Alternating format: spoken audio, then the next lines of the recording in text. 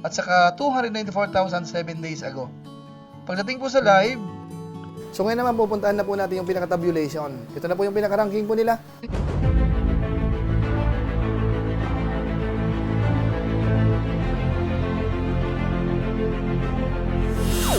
Ayun, shoutout guys, muli po, welcome to my YouTube channel. Ito po si Kuya Julay, ang inyong katugang, ang inyong kalingap na muling bumabati po sa inyo ng magandang araw, magandang gabi. Saang sulok man po tayo ng mundo naroroon. At sa araw na ito, panibagong vlog po tayo. Pag-uusapan naman po natin yung patungkol po sa mga charity vloggers po sa Pilipinas.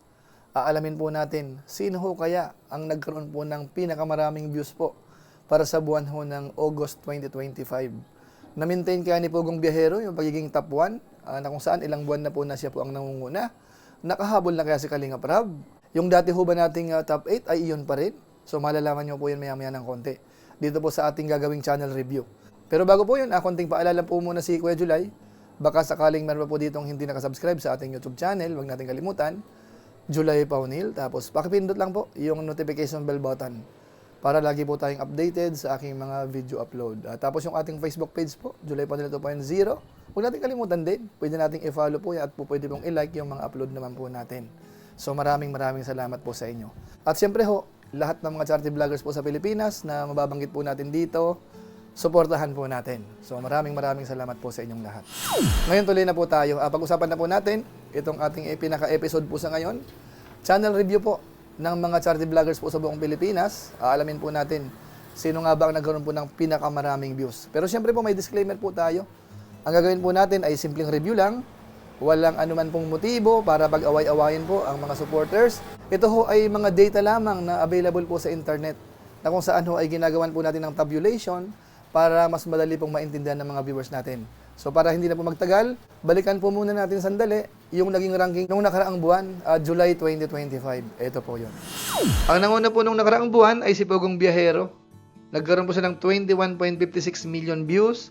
Pangalawa, Kalingap Rab, 15.96 million views. Pangatlo, Rowell of Malalag, 11.93 million views.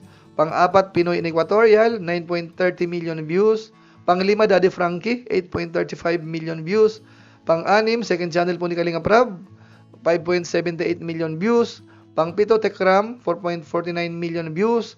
At yung pang-walo natin, Marcos TV Channel, 4.40 million views. So sila po yung ating top 8 po nung nakaraang buwan. Ngayon ang tanong, sino ang malalaglag at sino po ang papalit? Sa inyo pong kaalaman, wala. As is pa rin po yun, nagpalit-palit lang po ng ranking sila. Kaya puntahan na po natin yung kanilang statistics. Ito po yun. Unahin po natin si Marcos TV Channel. Ang kanyang video views for the last 30 days ay umabot po ng 3.7 million. Ang kanyang added subscribers naman for the last 30 days ay nasa 11,000. Bilang ng subscribers sa ngayon, umaabot na po ng 437,000. Ang kanyang total video views ay nasa 64,488,144. Ang kanyang rank sa Pilipinas ay nasa 656.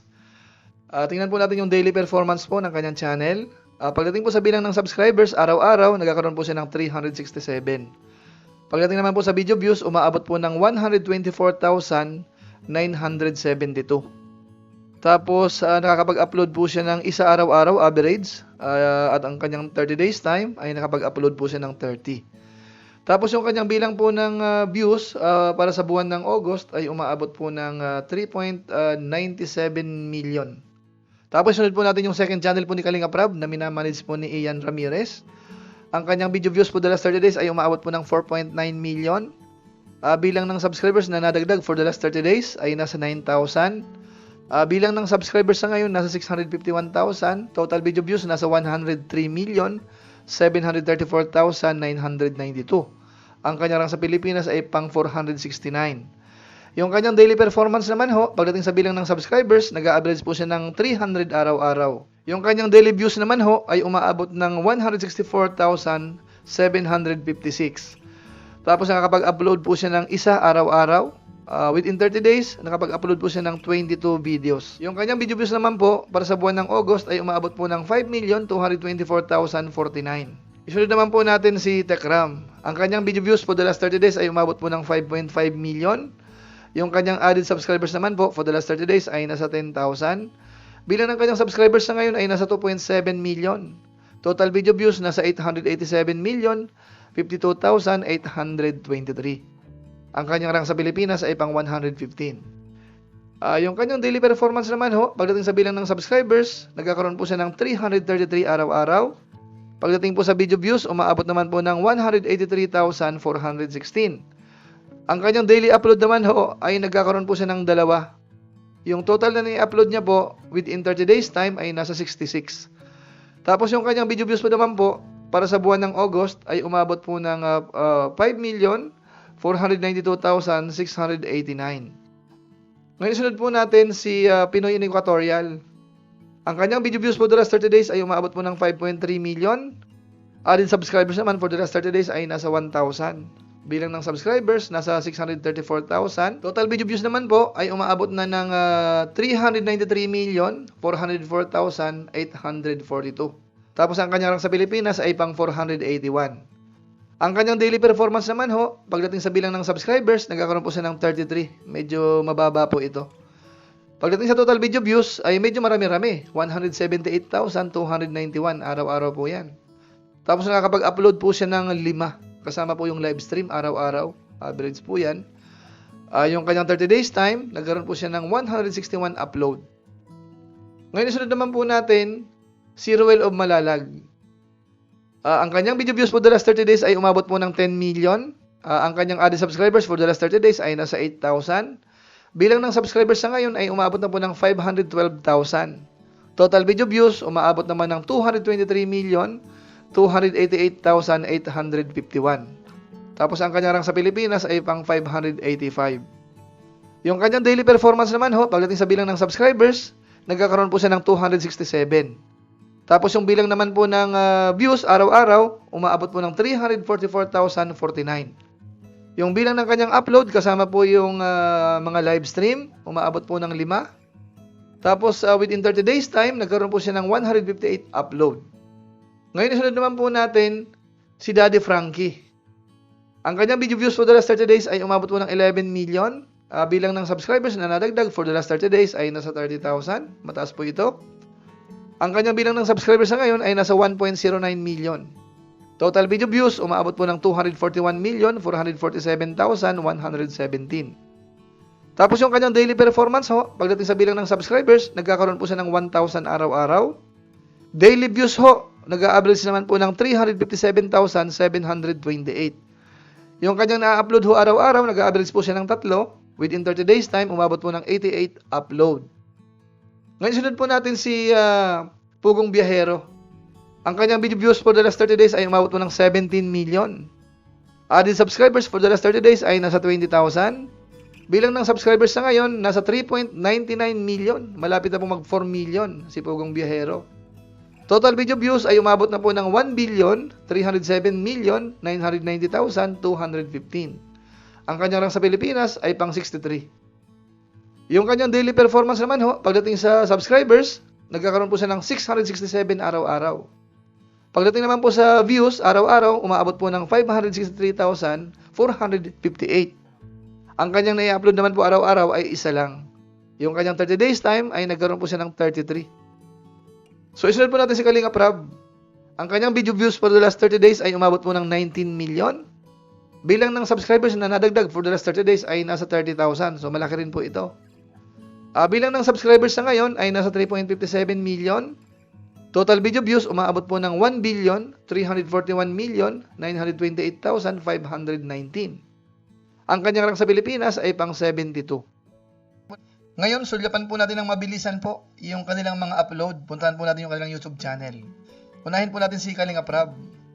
Yung kanyang mga video upload ho, kung mapapansin natin, ito ho, 1 day ago, 356,000 views, 355,000 views 3 days ago, 391,000 views 4 days ago, 455,000 views 6 days ago, 301,000 views 7 days ago, 359,000 views 8 days ago, 327,000 views 9 days ago, at saka itong 620,000 views 10 days ago. So makita po natin, medyo maganda po yung kanyang views. Pagdating po sa live stream, medyo matagal po ang kanyang live streaming. Kung mapapansin natin, ito po 1 month ago. Tapos meron po siyang 5 hours ago. So almost 1 month po ang pagitan bago nagkaroon po ng live stream. Ngayon po isunod po natin si Pugong Biyahero. Ang kanyang mga video upload ho, yung pinaka-latest niya, 30,000 views, 1 hour ago pa lang po yan.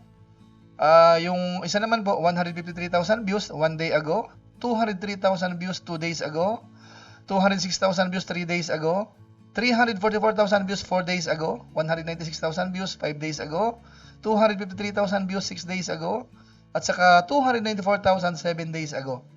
Pagdating po sa live, may konti po siya pero matumal. Madalang ho. 10 days ago yung isa, ito 2 weeks ago, tapos 6 days ago. So hindi po siya masyadong nagla-live. Isunod po natin si Daddy Frankie. Ang kanyang mga video upload ho, yung isa latest, 1 hour ago pa lang po, 9,400 views. Meron dito 60,000 views 6 hours ago. Tapos 42,000 views 11 hours ago. 55,000 views 1 day ago. 27,000 views 1 day ago. 44,000 views 1 day ago. 144,000 views 2 days ago. At saka po yung 100,000 views 2 days ago. Pagdating naman po sa live streaming, meron naman po ay ganun din, matagal. 1 month ago po yung latest niya. So hindi po siya masyadong nagla-live. Isunod po natin si Ruel of Malalag. Ang kanyang mga video upload naman ho, yung pinaka-latest, 1 hour ago, 5,200 views. Yung isa naman po ay 20,000 views 1 day ago, 46,000 views 2 days ago, 35,000 views 2 days ago, 37,000 views 4 days ago, 26,000 views 4 days ago, 88,000 views 4 days ago, at saka 20,000 views 5 days ago. Tingnan po natin sa live streaming kung ilan yung kanyang mga live stream. Meron ditong 11 hours ago, 13,000 views, 19,000 views 20 hours ago, 26,000 views 1 day ago, 45,000 views 3 days ago. So ito 3 days ago, 5, so almost daily ho yung kanyang live stream. Ngayon po sunod po natin si Pinoy Equatorial. Yung kanyang mga video upload ho, 22,000 views 11 hours ago, 21,000 views 12 hours ago, 17,000 views 13 hours ago, 10,000 views 14 hours ago. So halos every hour, ano ito? 13 hours, 12 hours, 11. Tapos merong 14. Ito naman po 20,000 views 1 day ago, 10,000 views 1 day ago, 48,000 views 1 day ago, at saka 13,000 views 1 day ago. So halos 4 po sa isang araw ang na-upload po ni Pinoy Equatorial. Pagdating po sa live stream naman, tingnan natin. Okay, ngayon naka-live po siya, 1,400 ang nanonood. 38,000 views 1 day ago, 32,000 views 1 day ago. So, 2 or 3 isang araw, ano? 20,000 views naman 2 days ago. Ito naman 3 days ago, 4 days. So, regular ho yung kanyang pag-live din po. Minsan ho, hindi lang isa sa isang araw. Okay, sunod po natin si Tekram. Ang kanyang mga video upload naman ho, meron siya ditong 31,000 views 4 hours ago, 22,000 views 10 hours ago, 32,000 views 1 day ago, 73,000 views 1 day ago, 165,000 views 2 days ago, 24,000 views 2 days ago, 80,000 views 3 days ago, at saka po 56,000 views 3 days ago. So, silipin po natin yung kanyang live stream. Ang kanyang live stream naman ho, irregular din po. Yung pinaka-latest, 2 days ago, dalawa yan yung dinalaw ni na Kuya Bal Santos Matubang. Tapos yung kasunod po niyan ay 9 days ago na. So, medyo madalang-dalang ho ang kanyang live streaming. Ito 10 days, tapos 2 weeks, 2 weeks. So, hindi po daily ang kanyang live stream. Si Rob Matubang naman po, yung second channel, silipin po natin yung mga upload. 85,000 views 1 day ago, 88,000 views 5 days ago. So, madalang din po. 5 days tapos 1 day. 195,000 views 8 days ago, 79,000 views 9 days ago, 105,000 views 10 days ago, 225,000 views 12 days ago, 143,000 views 12 days ago, at saka po 219,000 views 2 weeks ago. Pagdating po sa live streaming naman, tingnan natin. 2 weeks ago po, at saka 1 month. So, ano lang po, 2 beses sa isang buwan, more or less. Isunod po natin si Marcos TV Channel. Ang kanyang mga upload naman po, naka-premiere sa niya ngayon. Meron po siyang 1,300 na nanonood sa ngayon, ano? Yung isa naman po, 99,000 views 1 day ago, 112,000 views 2 days ago, 57,000 views 4 days ago, 167,000 views 5 days ago, 37,000 views 6 days ago, 156,000 views 6 days ago, at saka 71,000 views 7 days ago. So, lahat din po ito, charity vlog din po ito. Pagdating po sa live streaming, silipin po natin. 2 days ago, meron siya. 8 days ago. 3 weeks ago. So, medyo irregular ho, ano? So, halos 1 or 2 sa isang linggo. So, ayan po mga kabayan po natin. Nakita po natin yung mga data yung mga performances po ng kanilang YouTube channel, kitang-kita ho natin. So ngayon naman pupuntahan na po natin yung pinaka-tabulation. Ito na po yung pinaka-ranking po nila from rank 1 to rank 8 at i-extend po natin sa bandang baba. Ito po yun. Ngayon, ito na po yung ating pinaka-tabulation. Ito na po yung pinaka-ranking ng ating top 8 most viewed charity vloggers po sa Pilipinas for August 2025. Ang nanguna po sa ngayon ay si Kalinga Prab. Nagkaroon po siya ng 19.98 million views para sa buwan po ng August. 19 million yung kanyang 30 days time. Tapos nakakapag-upload po siya ng 21 videos ho, within August. Nag-a-average po siya ng kulang-kulang isa. Rank 2 po natin si Pugong Biyahero. Nagkaroon po siya ng 18.10 million views para sa buwan ng August. 17 million yung kanyang 30 days time. Nakapag-upload po siya ng 33. Nag-a-average po siya ng isa araw-araw. Pangatlo po natin, Daddy Frankie. Meron po siyang 11.42 million views para sa buwan ng August. 11 million yung kanyang 30 days time. Nakapag-upload po siya ng 88. Nag-a-average po siya araw-araw ng 3. Pang-apat po natin, Roel of Malalag. Meron po siyang 10.90 million views para sa buwan ng August. 10 million na yung kanyang 30 days time. Nakapag-upload po siya ng 158 videos.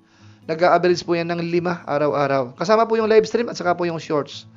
Panglima po natin, Pinoy Equatorial.